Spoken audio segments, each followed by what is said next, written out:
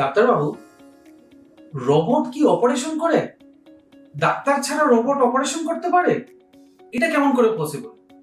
নমস্কার, আমি ডাক্তার আর্যকমল দাস। আমি একজন কার্ডিওথোরাসিক এন্ড ভাস্কুলার সার্জন আর মিনিমাল অ্যাক্সেস থোরাসিক সার্জন।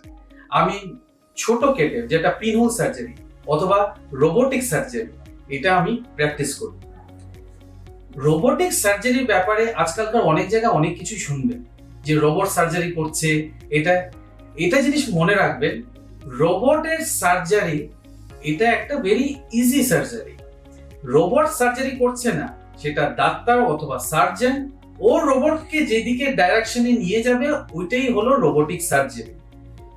এখন কনসোলের মধ্যে ডাক্তার এক সাইডে বসে থাকে আর ওখানে টেলিপ্রম্পটিং করে এই জিনিসটা প্রিসাইজ ওয়েতে পেশেন্টের সামনে, যেটা আমরা পেশেন্টের মধ্যে ডকিং করি, যে রোবটের আর্মস গুলোকে বা রোবটের হাতগুলোকে, ওই হাতের তখন মুভমেন্টটা হয়।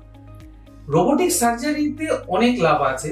সবচেয়ে প্রথম যেটা গুরুত্বপূর্ণ লাভ, সেটা হলো it's a more or less near about painless surgery. পেশেন্টের যেদিনকে আমরা সার্জারি করি তার পরের দিন থাকে, অ্যান্ড আফটার 48 আওয়ার্স আমরা পেশেন্টকে ডিসচার্জ করতে পারি। Robotic surgery help all the cardiothoracic and vascular surgeons a lot.